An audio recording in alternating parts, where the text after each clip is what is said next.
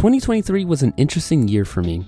I say that because there were a plethora of games released that piqued my interest, but being on broke boy hours meant I was limited on how many games I could pick up and play.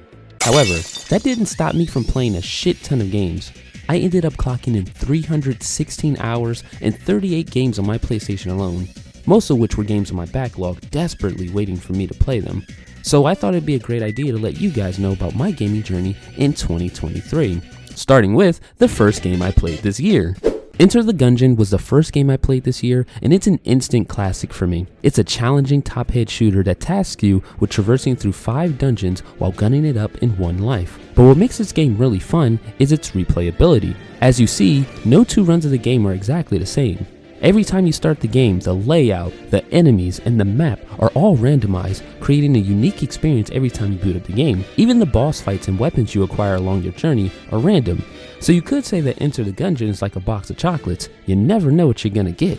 I ended up playing Enter the Gungeon a lot, but nowhere near as much as my most played game. Every now and then, I get the urge to replay a game I really enjoy. Sometimes that's Devil May Cry 5, other times it's Sonic the Hedgehog 2, and when I really hate myself, I come back to play Elden Ring. But you'll never be able to guess which game I played the most in 2023. Street Fighter 6. Oh yeah! I love Street Fighter 6. Street Fighter 6 is one of the best fighting games I've played in years. The new drive mechanics not only add more depth to the game, but overall make it more exciting to play. The game has plenty of content ready to boot from day one, and the game is super accessible to newcomers with modern controls without alienating veterans. I had so much fun with this game that it was damn near my personal game of the year pick, but it wasn't thanks to a certain superhero. Spider-Man 2 was exactly what I expected it to be, a really fun superhero game. Now, I'm not one of those people that are angry that Spider-Man 2 didn't win Game of the Year. I couldn't give 2 shits about that.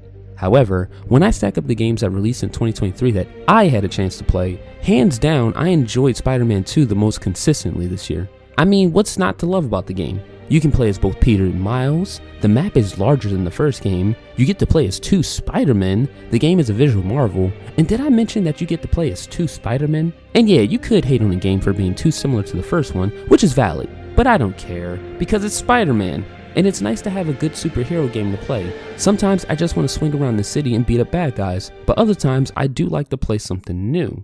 Last year, I spent a great deal of time trying to figure out what games to knock off of my backlog, and I gotta say, I am so delighted that I decided to start playing Hollow Knight. Hollow Knight is a genuine work of art in so many ways.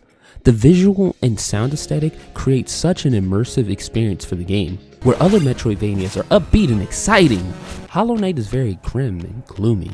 Where the music in Bloodstained Curse of the Move is adventurous and makes you want to defeat enemies like, oh hell yeah! Hollow Knight's music is sad and depressing, making you wonder what happened to bring the world down to such depths.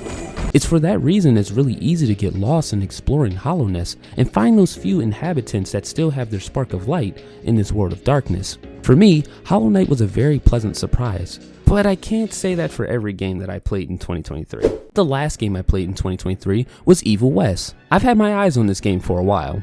Me, I love the idea of playing as a cowboy that fights vampires and werewolves. However, there are a few things that I do like about the game and a few things that I don't.